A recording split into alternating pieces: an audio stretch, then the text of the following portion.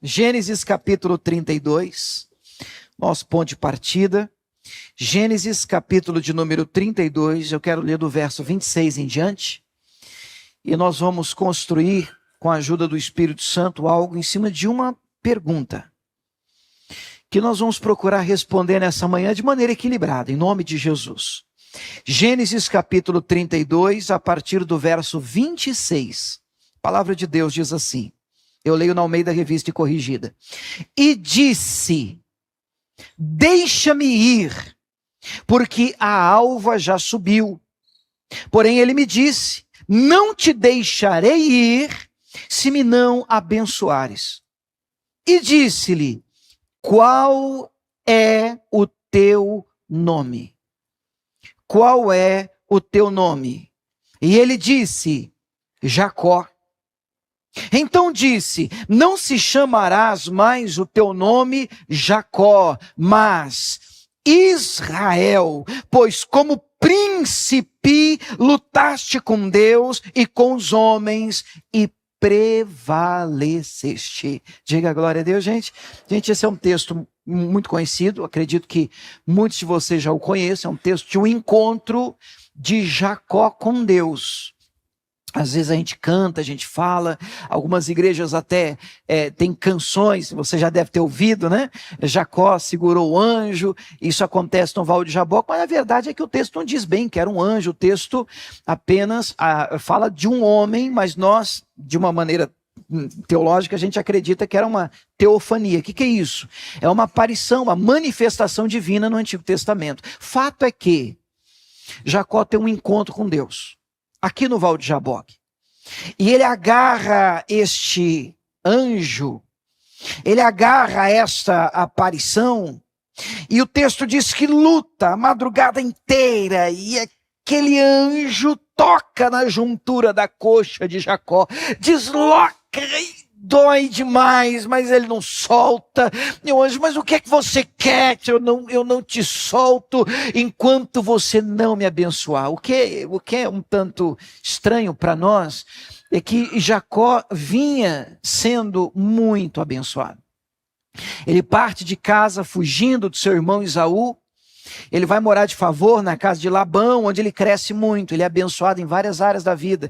Ele casa, ele tem família, ele tem filhos, ele tem rebanho, ele cresce, ele prospera, ele alcança, ele é tomado por uma avalanche de bênçãos.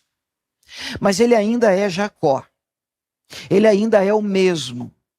O profeta Isaías vai dizer, assim diz o Senhor que te criou Jacó e que te formou, ó Israel.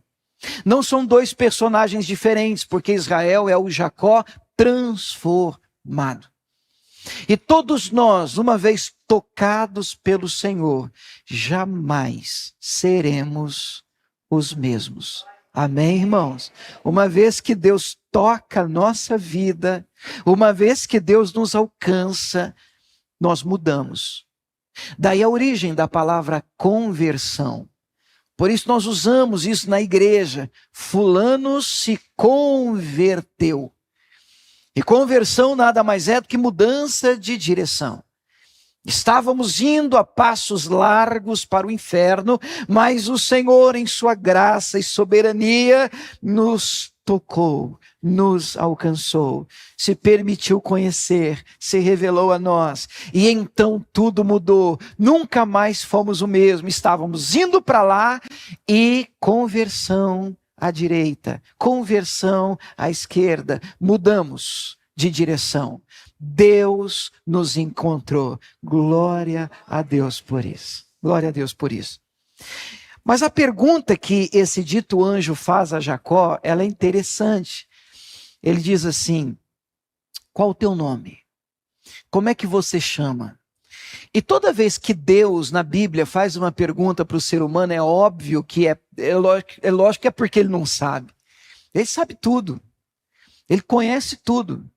Quando Deus desce em Gênesis para passear com Adão e não encontra e começa a perguntar, Adão, cadê você, Adão? Será que Deus perdeu o seu poder? Será que Deus não sabe onde é que o Adão está? Será que Deus não sabe o que Adão aprontou? É claro que Deus sabe. Deus sabe tudo, mas toda vez que uma pergunta da parte do céu for dirigida a mim e a você, é um momento propício para a gente parar e pensar, mastigar, meditar. Por que o Senhor está me perguntando isso? Por que o Senhor está me dizendo isso? O que o Senhor quer me ensinar com isso? Como assim? Qual o teu nome? O Senhor não sabe meu nome? Mas essa pergunta já havia sido feita a Jacó lá atrás, pelo seu pai. Num leito de morte, ficando cego, sem o conhecer, sem saber quem era, ele chama o seu filho mais velho e diz: prepara uma comida saborosa, eu vou abençoar você antes que eu parta. E então, ouvindo atrás da porta, ele se prepara, Jacó é disfarçado com a ajuda de sua mãe, e entra, e quando ele diz: pai, comida está pronta, ele diz: mas quem é? Qual é o teu nome? Quem é que está aí? Ele mente. Esaú, pai. Esaú, pai. Ele recebe a bênção no lugar do seu irmão. Uma nova oportunidade é dada a Jacó, porque o nosso Deus é um Deus de novas oportunidades. E agora ele está com Deus, e diante do Senhor a pergunta é refeita: como é que você chama mesmo? Quem você é? Eu quero ouvir da sua boca, Jacó. Mente para mim. Quem você é? Como é que você é conhecido? Como te chamam? Qual o teu nome? Aqui não tem jeito. Aqui, com a coxa deslocada, Jacó.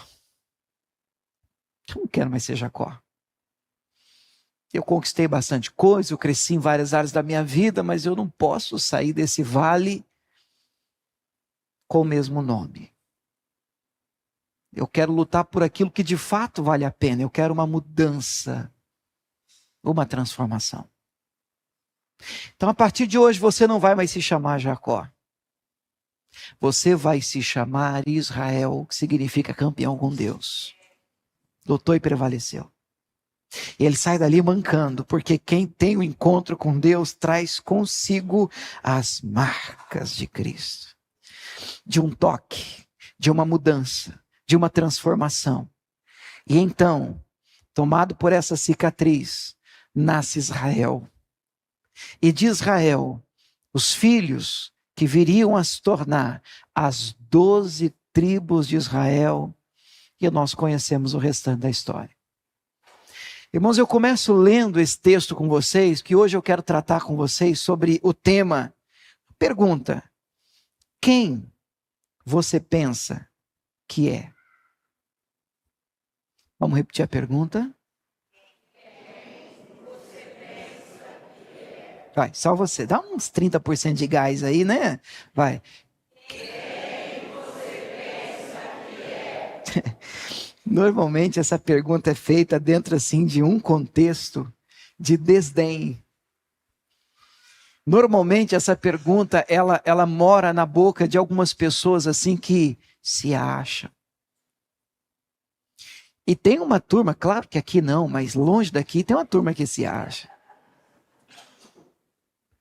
E eu me lembrei de uma história que se passou num aeroporto, olhando para mim, irmãos, ó, aeroporto. Lotado aeroporto, algum problema com os voos, e de repente vários voos cancelados. O empresário, forte, famoso, chega muito nervoso no guichê, tá aquele auê, aquela muvuca, aquela coisa de gente querendo remarcar a passagem, todo mundo querendo ir embora, todo mundo tem uma emergência, uma desculpa, um compromisso. E esse empresário entra no meio da turma, sai! E grita com a atendente do guichê, dentro do aeroporto: ei! Assim não dá, não tem condição, meu voo foi desmarcado. Não, então nós precisamos de ver, o senhor pode aguardar na fila? Aí qual que é a frase? Você sabe com quem você está falando, mulher? Você sabe quem é que eu sou? Você tem que dar um jeito agora, no próximo voo. Moço, nós estamos tentando organizar aqui, mas as coisas saíram um pouco do controle. Você não tem ideia de quem eu sou. Você sabe por um acaso quem eu sou? E a moça tomada assim por uma luz. Eu vou dizer que é uma luz, né? Ela pega o microfonezinho assim do caixa e ele gritando assim: você sabe quem eu sou? Você sabe quem eu sou? Você sabe quem eu sou? Você sabe com quem você está falando? Ela diz assim, bate o microfone. Atenção, atenção, nós temos aqui no guichê de número tal um cidadão que não sabe quem é. Se alguém, por favor, souber quem ele é, ele gritava: você sabe quem eu sou? Talvez ele esteja com... É claro que ela estava tirando uma com ele. Eu fico pensando que assim, existem algumas pessoas que não têm ideia da identidade que têm. E nós precisamos encontrar aqui um equilíbrio. E esse equilíbrio, a palavra de Deus nos traz. Romanos capítulo 12, verso 3. Eu primeiro vou ler na ARC, ao meio da revista e corrigida, para depois a gente comparar com outra tradução. Romanos 12, 3, capítulo 12, verso 3, diz assim, escute com atenção. Porque pela graça que me é dada, digo a cada um dentre vós, que não pense de si mesmo, além do que convém. Antes, pense com moderação, conforme a medida da fé que Deus repartiu a cada um. Então, o apóstolo Paulo, escrevendo sua carta aos crentes de Roma, ele está dizendo, vou traduzir, versão William Sodré. Ele escreveu assim, menos, viu? Menos. Não pense você acerca de você mesmo mais do que você deveria pensar. Por quê? Porque provavelmente, e repito, muito provavelmente, você não é lá essas coisas não. E aí a gente precisa encontrar um equilíbrio na palavra de Deus. Vamos ler o mesmo texto na NVT? A nova versão transformadora traduziu assim o verso 3, Romanos 12, 3. Com base na graça que eu recebi, dou a cada um de vocês a seguinte advertência. Não se considerem melhores do que realmente são. Antes, sejam honestos em sua autoavaliação. Você tem que ser honesto diante do espelho.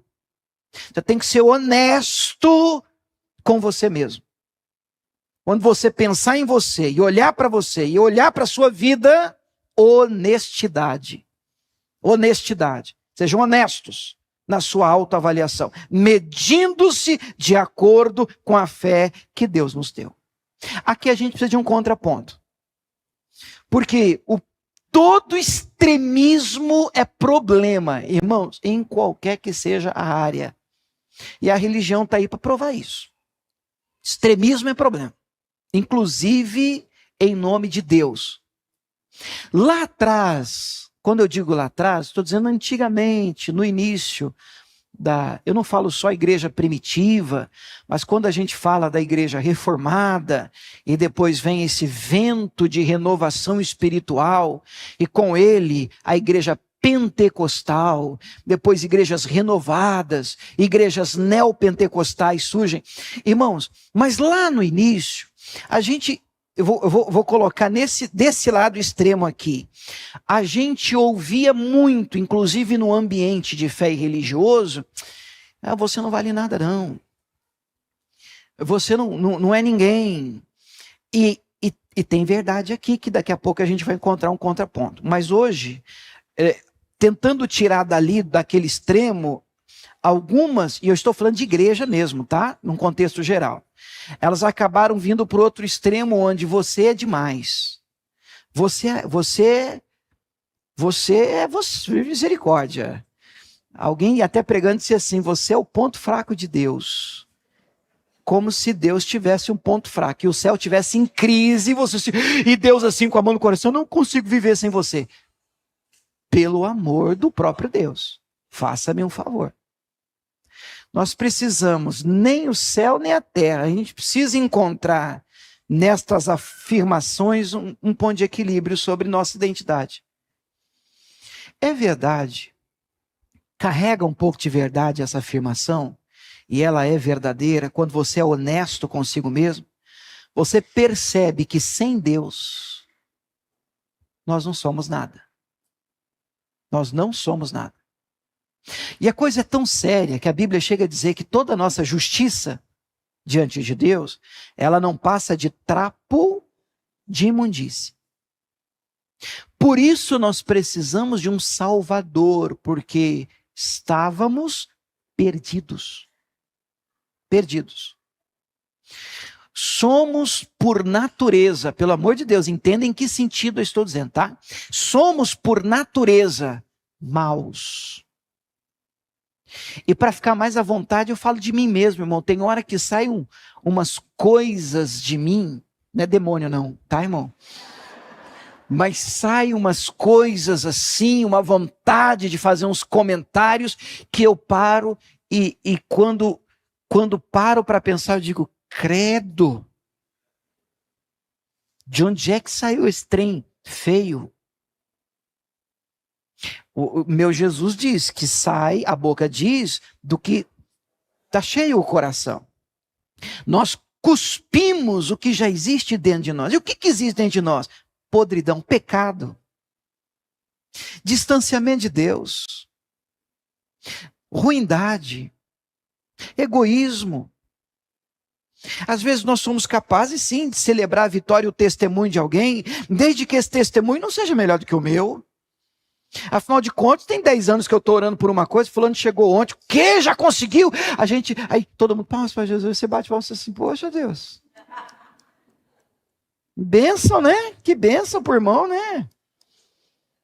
Mas eu estou 10 anos pedindo esse negócio aí, o senhor não vai olhar para mim não? Quer dizer, essa coisa ruim está dentro da gente. Paulo, mesmo convertido, ele vai dizer: que miserável homem que eu sou. Aquilo que eu quero fazer eu não faço. Aquilo que eu não quero, quando eu vi, já foi. Quem me libertará desse Adão adormecido que todo dia quer ressuscitar dentro de mim? E todo dia eu tenho que levar ele para a cruz e martelar ele, porque se depender da minha carne, do meu eu, do meu ego, se eu deixar, esse monstro sai de dentro de mim e abafa o meu cristianismo, o meu evangelho morre.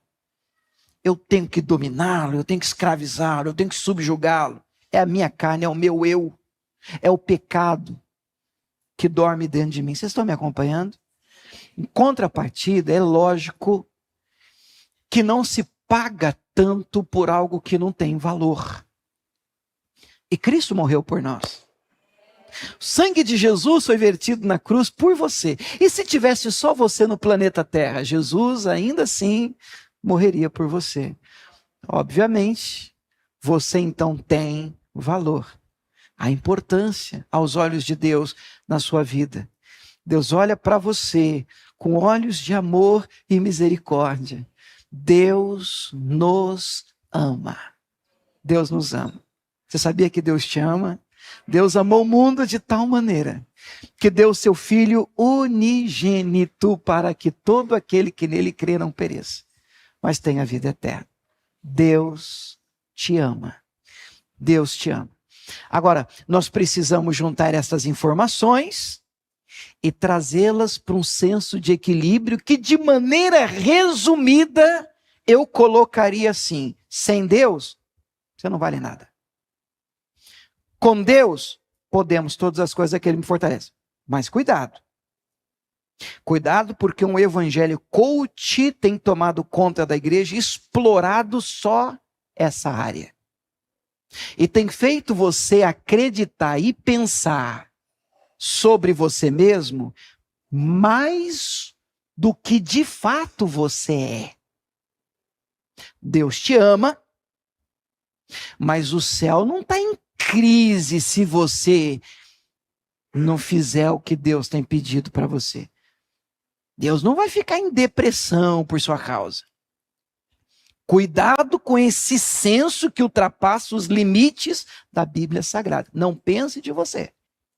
Mais do que isso. Então, quem somos? Vamos para a Bíblia, porque ela nos dá o norte. Bom, primeira carta de João 3:1, e nós vamos trabalhar essa definição, vamos ficar nisso de maneira equilibrada.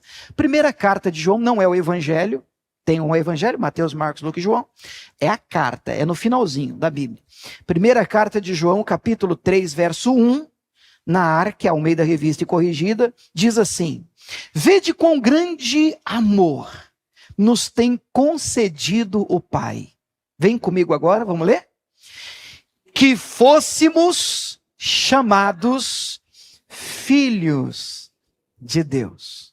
Aleluia. Vamos de novo? Vede quão grande amor nos tem concedido o Pai. Agora, que fôssemos chamados filhos de Deus. Quem é você? Qual o seu nome? Quem você pensa que é? Bom, eu sou filho de Deus. Quem é você? Filho de Deus. Ó, uma frase em toda então. Quem é você? Eu sou. Juízes capítulo 1 traz a história de um rei com uma estratégia que tem se mantido de pé nesses dias. Toda vez que a gente trabalha o curso de membresia aqui, que a gente chama de Identidade Batista, a gente trata um pouco sobre isso. Juízes capítulo 1, a partir do verso 1 também. 1. Escuta essa história. Interessante você gravá-la. Diz assim: sucedeu, depois da morte de Josué, que os filhos de Israel perguntaram ao Senhor, dizendo: quem dentre nós primeiro subirá aos cananeus para pelejar contra eles? E o Senhor disse: Judá subirá. Judá subirá.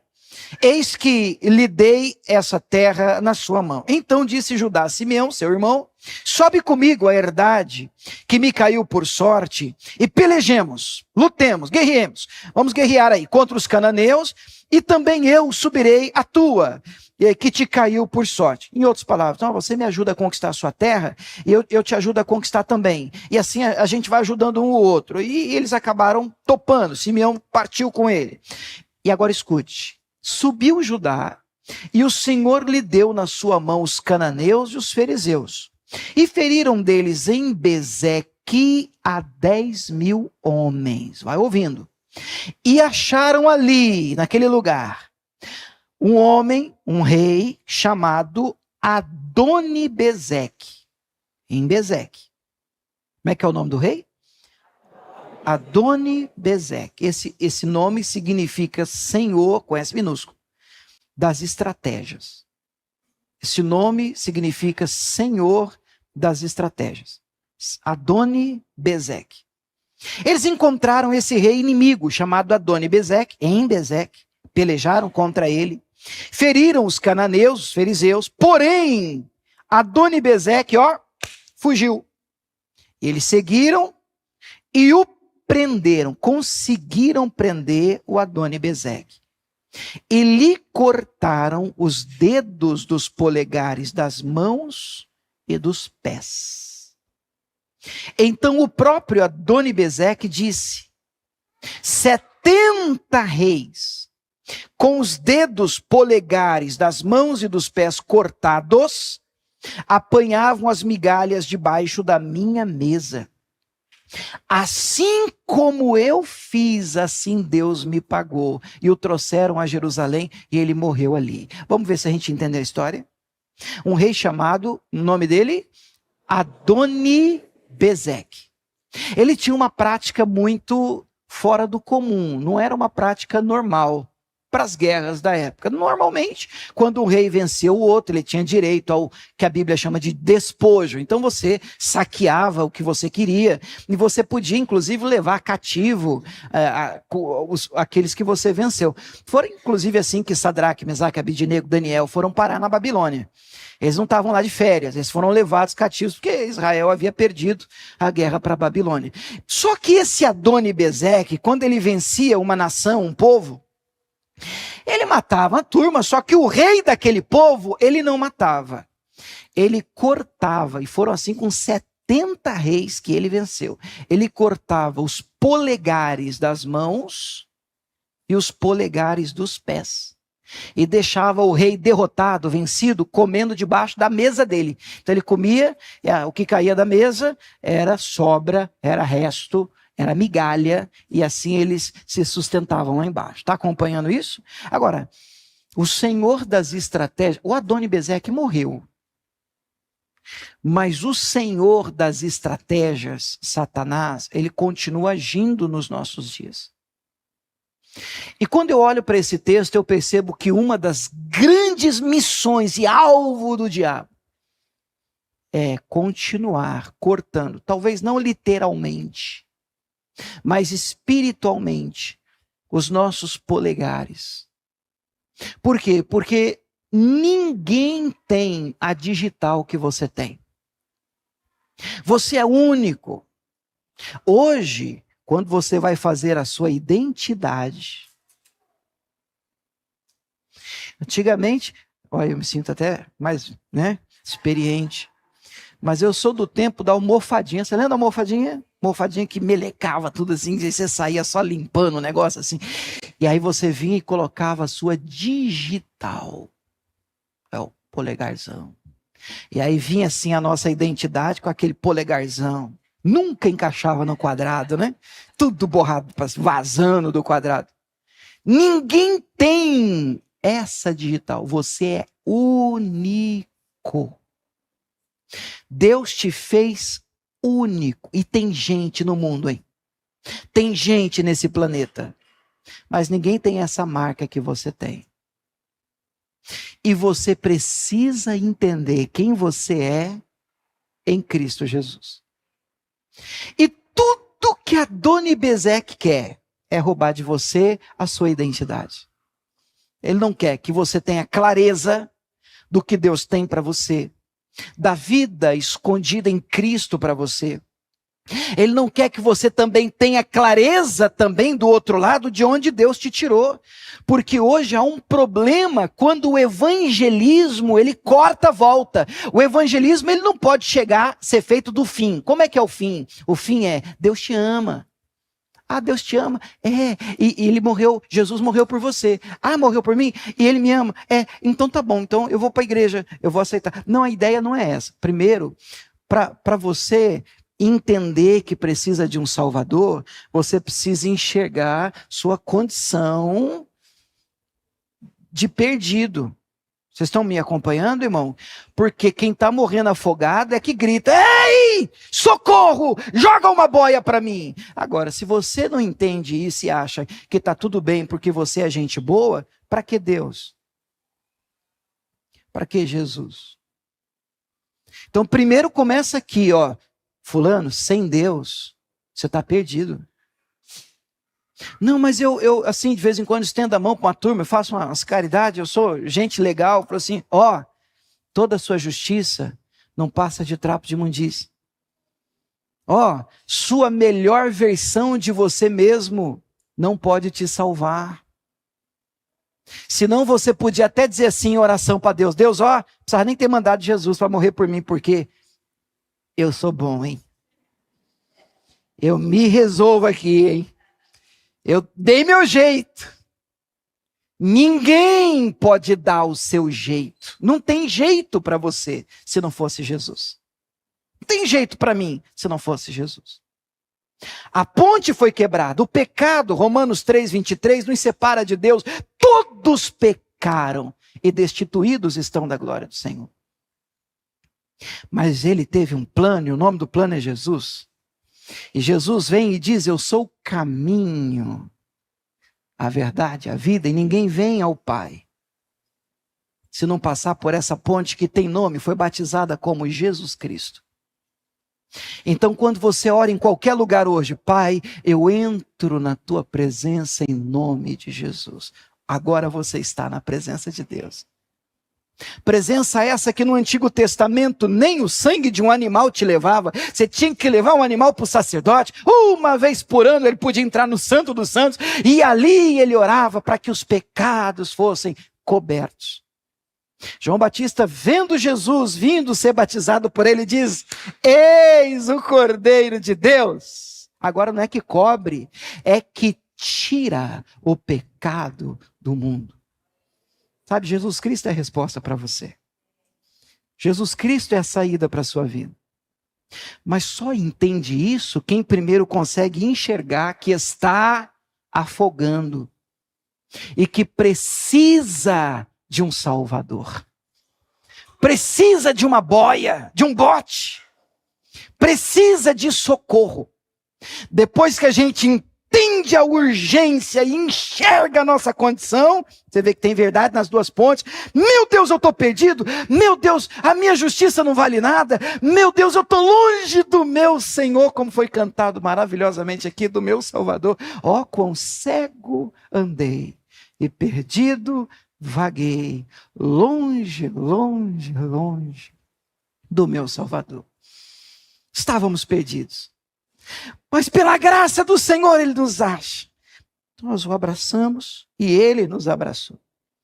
E agora Ele nos fez filhos de Deus.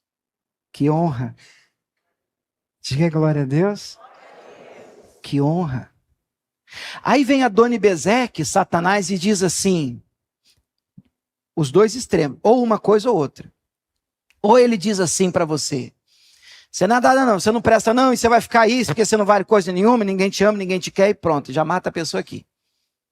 Ou ele leva a pessoa para outro extremo, você, cara, você é o cara, rapaz, olha, eu não sei o que seria do céu se não fosse você. Deus te fez e Deus assim precisa tanto de você, porque se você não ajudar Deus, Deus não vai conseguir fazer o que Ele quer fazer. Mas que cara atrevido. Mas que cara abusado. Então, peraí, nós precisamos entender a nossa posição em Cristo Jesus de filhos de Deus. É uma honra, é uma graça, é maravilhoso o fato da gente compreender que Ele morreu por nós. E a nossa identidade nele está de pé. Ele nos fez, nos chamou, nos abraçou, nos salvou e nos chama de filhos de Deus. Você quer ver Adoni-Bezeque em ação? Mateus capítulo 3, no Novo Testamento. Adoni-Bezeque de hoje é Satanás. Mateus capítulo 3, verso 16, Jesus é batizado nas águas. Mateus 3, 16. Mateus 3, 16 diz assim: sendo Jesus batizado, logo saiu da água. E eis que se lhe abriram os céus e viu o Espírito de Deus descendo como uma pomba vindo sobre ele. E eis que uma voz dos céus dizia, vem comigo igreja, voz do céu, o que dizia? Este é o meu filho amado, em quem me comprazo. O que é isso? Em quem tenho grande prazer. Vamos imaginar a cena, vem comigo, vamos montar o ambiente. Jesus é batizado, sai das águas, uma pomba, uma voz do céu, obviamente, é a voz do Pai. E qual era a voz? O que ela dizia? Este é o meu filho amado, em quem me compraz. Vamos resumir a frase? A voz dizia: filho, papai te ama. Vamos gravar? Filho, papai te ama. Filhão, papai te ama. E o que diz o próximo versículo? Pastor, não tem tem, começa o 4, capítulo 4. E como é que diz o próximo versículo? Capítulo 4, verso 1. É o próximo. Então, foi conduzido Jesus pelo Espírito ao deserto. Primeiro a gente já fica em crise. Eu queria que você se colocasse no lugar de um Deus que acabou de dizer assim para você: papai te ama. E vai levando você para onde? Papai ama tanto você. E vai levando você para o deserto. E diz assim, pai. Que amor, que esquisito é esse aqui? O senhor me ama porque é isso que Adoni-Bezeque faz. E vai fazer aqui. Ele está num deserto agora, para ser tentado pelo diabo, e o texto continua dizendo que tendo jejuado 40 dias, 40 noites, está com fome. E lá vem Adoni-Bezeque, o senhor das estratégias, aquele que quer cortar nossa identidade fora, quer arrancar os nossos polegares. Ele diz assim: se você é o que Deus disse que você é mesmo, então transforma essa pedra em pão. É isso. É isso. Você sabe o que acontece quando a gente tem crise? Quando as coisas não saem como a gente gostaria? Adoni-Bezeque sopra na orelha da gente assim, nos nossos ouvidos: ó, se Deus te amasse mesmo, então, por que isso? E ele aponta. E o que não falta é coisa para apontar. Ó, se Deus realmente gostasse de você, então por que isso? Se Deus realmente ligasse, amasse, ou se Deus realmente é o que te falou mesmo isso que ele disse que ia fazer, então olha para isso, olha para aquilo outro. E a gente é tentado, porque isso é uma tentação, a olhar para as fomes, para as necessidades e concluir: será que o que Deus disse que eu sou é verdade? Porque o que Deus disse para Jesus? Filho, papai te ama. O que Satanás, a primeira coisa que Satanás diz para Jesus: ó, se ele é teu pai e te ama mesmo, então, não tem então, Satanás. Não tem então. Eu decido nessa manhã, nesse dia, nessa hora, ficar com a voz do Pai, com a voz de Deus. Você não é o que os outros dizem que você é. Você não é nem o que as circunstâncias apontam. Você é o que Deus diz que você é. Esse é o seu polegar. Não deixe Satanás cortá-lo fora. Tenha clareza de quem você é em Cristo Jesus. Guerrei por isso. Não negocie isso. Não abra mão de entender que é verdade, como pecadores que somos, o Senhor nos resgatou, Cristo morreu por nós, mas nele hoje somos mais que vencedores. Com ele podemos todas as coisas, desde que ele nos fortaleça. O problema está quando você acha que pode sem ele. O problema está quando você acha que você é o centro e ele é que gira em torno de você. O problema está quando as orações são invertidas. Saulo tem um encontro com o Senhor. Quem é? Ele diz: eu sou Jesus a quem tu persegues. O que o Senhor quer que eu faça? É assim que ora. Como é que é hoje? Quem é? Eu sou Jesus a quem tu persegue. Anota aí, Jesus, o que eu quero que o Senhor faça. Então não é assim. O Senhor não gira em torno de você. É você que gira em torno do Senhor. É você que precisa dele. É você o necessitado. É você o perdido. É você que precisa correr para a cruz. É você que precisa de um Salvador. Ele é o Salvador. Não é ele que está desesperado no céu dizendo assim: será que dá para alguém aí embaixo lembrar de mim? Ele tem crise. Deus não tem crise. A gente tem crise. Nós precisamos entender com clareza que nele, somos filhos. Glória a Deus por isso. Ele nos enxertou. Glória a Deus por isso. Em Cristo Jesus somos mais que vencedores, mas em Cristo Jesus. Termino lendo João capítulo 1, que eu gosto demais desse texto. Vem comigo, igreja. João capítulo 1. João capítulo 1, verso de número 11. E nós vamos ceiar. João capítulo 1, verso 11 em diante. Esse é aquele texto que de vez em quando eu digo aqui, né? Merece um quadro na cabeceira do nosso quarto, na nossa cama. João capítulo 1, verso 11 em diante diz assim: veio para o que era seu. Deixa eu ler o verso primeiro, só para a gente entender de quem está falando. João 1 começa assim: no princípio era o verbo. Verbo é palavra. Amém? Verbo é palavra. O verbo estava com Deus e o verbo era Deus. E aqui já tem muita informação. No princípio, a Bíblia começa assim. Gênesis 1 começa com essa expressão. No princípio criou Deus os céus e a terra.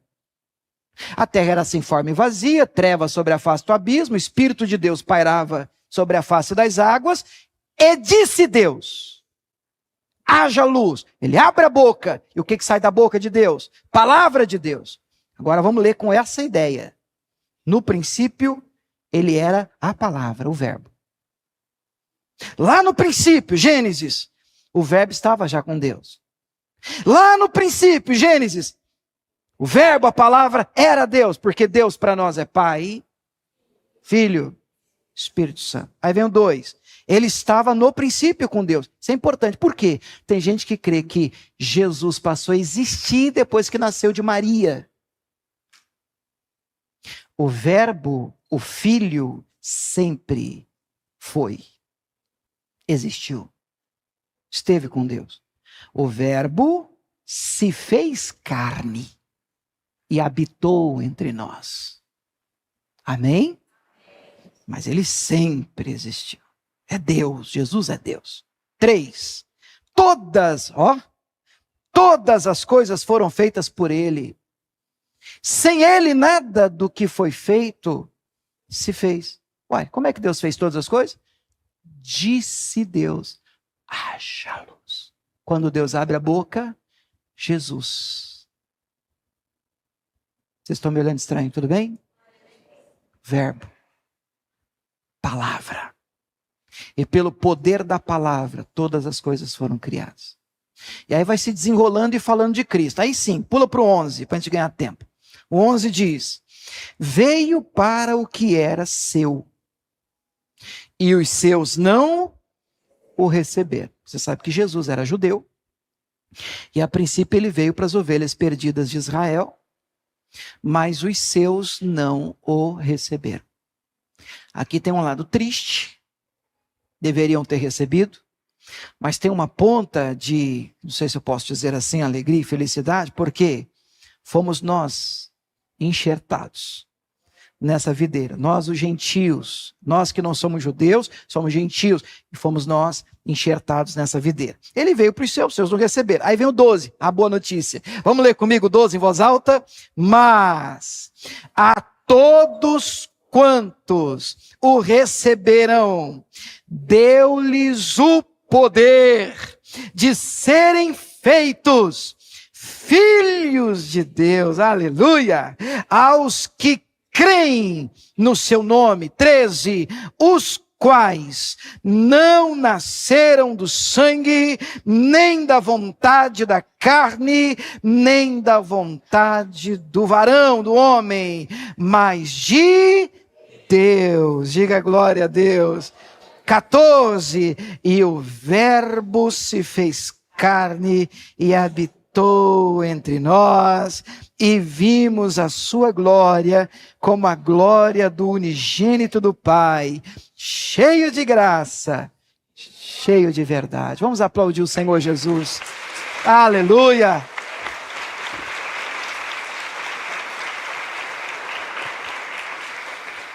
Queridos, quem você pensa que é?